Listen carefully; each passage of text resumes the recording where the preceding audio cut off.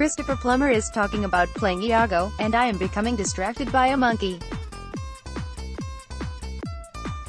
Forgive me, there is a magnificent painting in Plummer's living room, an 18th century portrait of a mischievous monkey raiding a fruit platter, and it's on a wall just over his shoulder.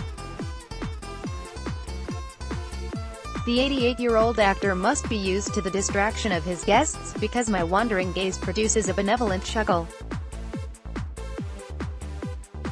In fact, Plummer's house, a sprawling, century-old former barn hidden in the rolling woods of southwestern Connecticut, resembles a shrine to the animal kingdom, with monkeys, birds, and other creatures painted on walls, embroidered on cushions and set within frames. Dogs, however, win. There's a painting of a pooch, and photos of Plummer's own now-deceased dogs.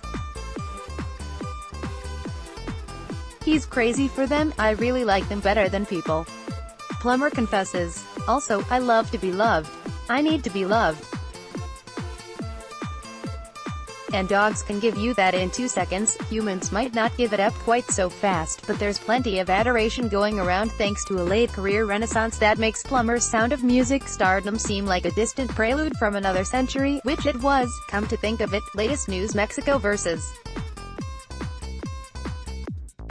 Germany, expert predictions and betting odds. Bilmar, we need a Me Too movement for police. Severely epileptic boy wins right to use cannabis oil. No warning needed for cancer-causing chemical in coffee. Python devours Indonesian woman. Avenatti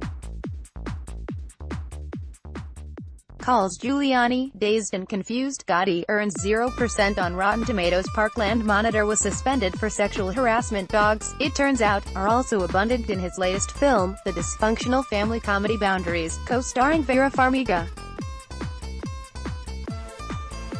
She plays a struggling single mom who can't stop rescuing stray dogs off the streets. He is her pot-dealing father who was never around when she needed him. When Dad is kicked out of his nursing home, the pair is forced to road trip cross-country with her troubled son. This tri-generational plot is a bit reminiscent of Sidney Lumet's 1989 movie Family Business, in which Sean Connery plays the law-breaking grandfather of Matthew Broderick, which is a neat coincidence since Plummer made his film debut in another Lumet movie, 1958 Stage Struck, and starred alongside Connery in the 1975 gem The Man Who Would Be King.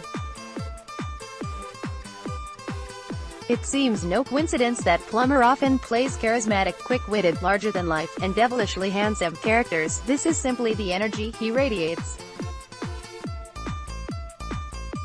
And he comes out of his house to greet me. He looks unfailingly dapper and gray slacks on a plaid blazer.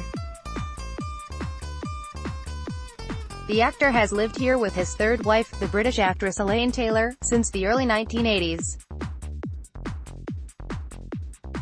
He has a daughter, the actress Amanda Plummer, from his first marriage to the late Tammy Grimes. In his 2008 memoir, he says he moved to Connecticut when Hollywood became too lush, too tiresome. Everything in life there seems to use the same plastic surgeon. Plummer's character in Boundaries is based on writer-director Shana Fest's own father, a drug-dealing card sharp.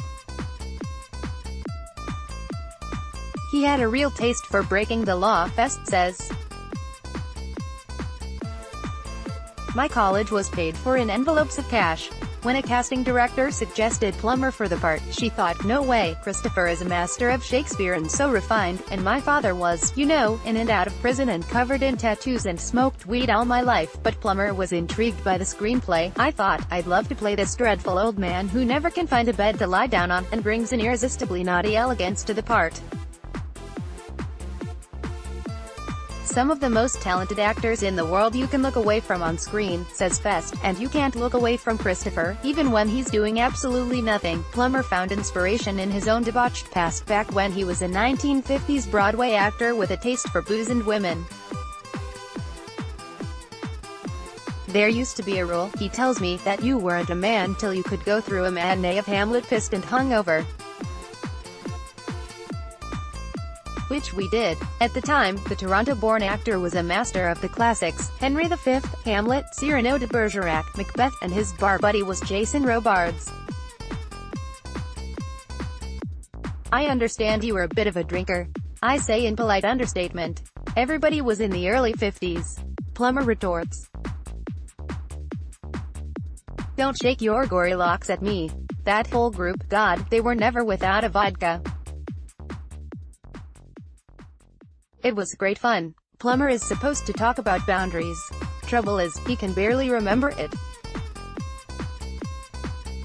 I've forgotten the plot, he says. I've forgotten what the hell my character does.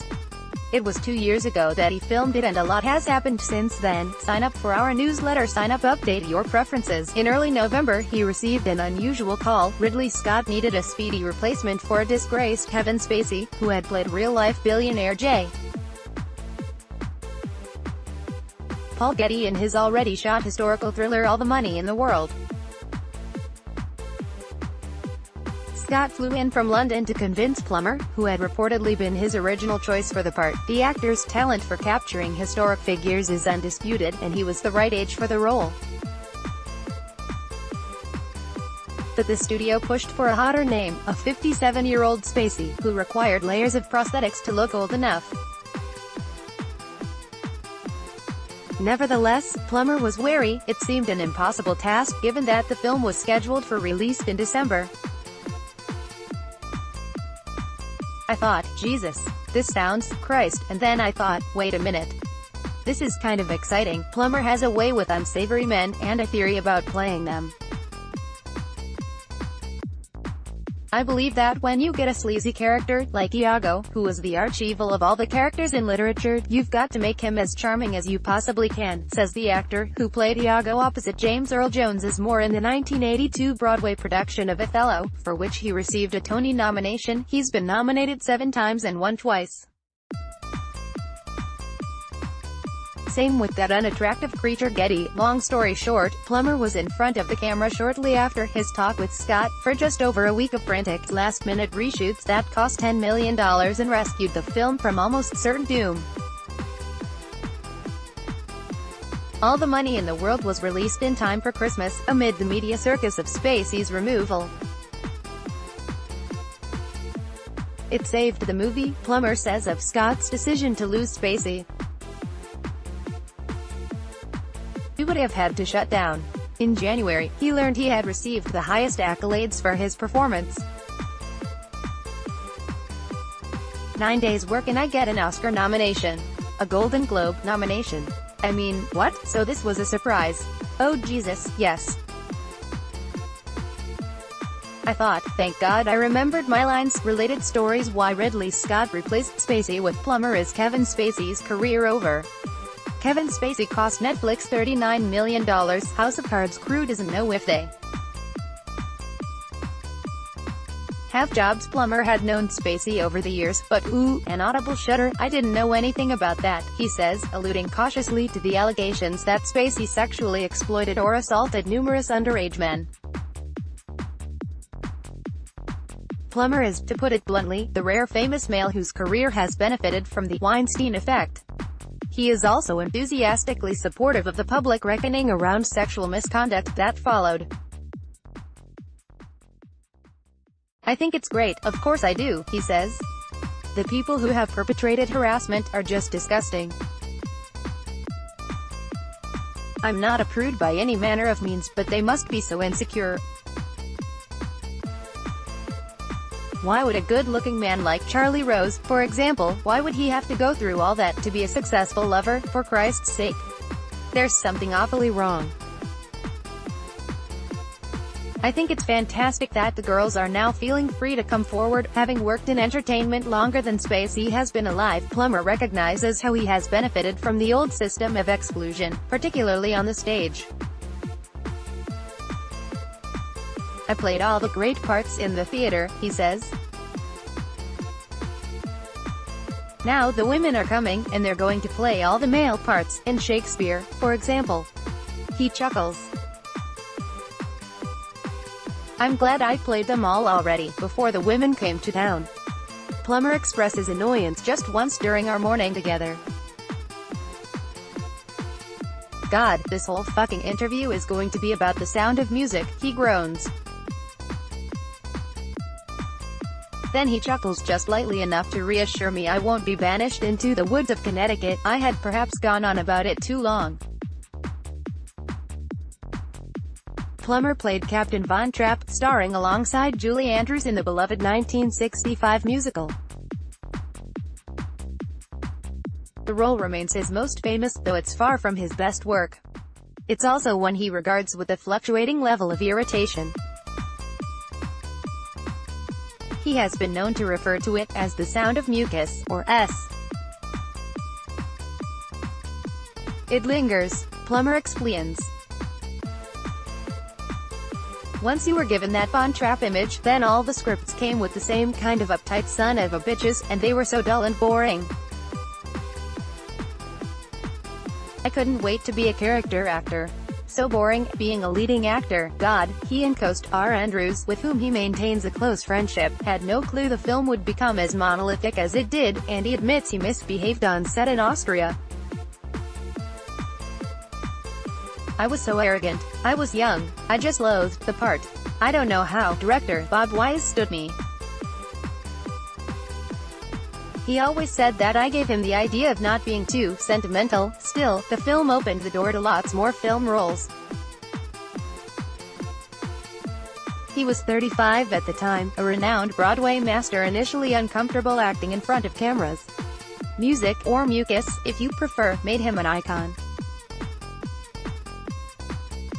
10 years later, he received the most memorable directorial advice of his career, from the filmmaker John Huston, who directed The Man Who Would Be King. Plummer played the author Rudyard Kipling, the film's narrator. At one point, he discovers the severed head of Sean Connery's character. "I'm talking to the head," says Plummer. "And I have a line. It was full of emotion. I couldn't say it right." Huston, whom he imitates now with a gravely croak, commanded, "Chris, just take the music out of your voice." It was a breakthrough moment, teaching Plummer to avoid mawkish over-emoting, and he's been underplaying the hell out of every role since. Given his plummy voice, regal looks and timeless demeanor, that meant a couple of decades of playing a lot of famous dead guys. Kipling, Franklin D. Roosevelt, Arthur Wellesley, the first Duke of Wellington. Plummer's filmography became a survey course in acting history. And then, just before his 70th birthday, the Renaissance began. It was the year he contributed a dazzling performance as newsman Mike Wallace in Michael Mann's sprawling whistleblower drama The Insider. Roles in A Beautiful Mind and Spike Lee's Inside Man, among other films, followed. He received his first Oscar nomination in 2010 for playing Leo Tolstoy in The Last Station, livening up literary squabbles alongside Helen Mirren as his wife. To any floundering artist who feels like a failure at 30, consider this confirmation: youth is overrated. Or perhaps youth is eternal, if you can summon the vitality and wherewithal and unknown devilry to remain creatively vibrant at 88. I don't feel old, to start with, Plummer says. You're sort of branded old suddenly. It was disorienting, for instance, when, at 82, he became the oldest actor ever to win the Academy Award for Best Supporting Actor. I thought, oh God, I better behave. That prize was for Beginners, 2011, an inventive romance co-starring Ewan McGregor. Plummer plays his older gay father, who decides to come out and find a boyfriend after his wife's death. Plummer's performance here is the photo negative of his ordinary J. Paul Getty, so full of tenderness and zeal and, yes, unextinguished sexuality. And though he had never before had occasion to portray a queer romance on screen, I felt extremely natural in it, he says. There was no angst or nerves or anything. From there, the roles kept coming. The wealthy patriarch and girl with a dragon tattoo, Ebenezer Scrooge and the man who invented Christmas, the dope-smuggling grandpa in Boundaries. I ask how he settles on the parts he chooses. Surely he can't say yes to everything? Well, I can try, he retorts. When you're a great age, and they all keep reminding me how old I am, it's the healthy thing to do. You've got to keep working. And I love it. There are no plans to slow down or retire. No, no, the actor says. Can you imagine what it's like to retire? Some friends of mine have retired, and they're just absolutely ruined as people. They just die. They fall apart. Go away. Awful. His plan is to continue working as long as the business keeps him young. I'm going to drop dead on the stage, I hope. Filmmakers who work with Plummer are dazzled by his energy. The crew on Boundaries kept making preparations because of Plummer's advanced age, Fest says, but by day 3 we realized that was completely unnecessary. Christopher was memorizing 12 pages of dialogue a day. And he was a jokester on set. He also entertained the cast playing classical piano and, according to Fest, identifying any composer's music by ear. Practicing piano and playing tennis, there's a court within view, keeps him youthful, he says. But so does working. Plummer has a performance coming up with the Toronto Symphony, called Christopher Plummer's Symphonic Shakespeare. He recites, they play. And he's in talks to play another famous real man, though he's mum about specifics. Every new decade seems to bring a Plummer resurgence. It's a new career. It's terrific, he laughs. Maybe, in my 90s I'll turn into a woman and play all the great parts again. Request reprint or submit correction.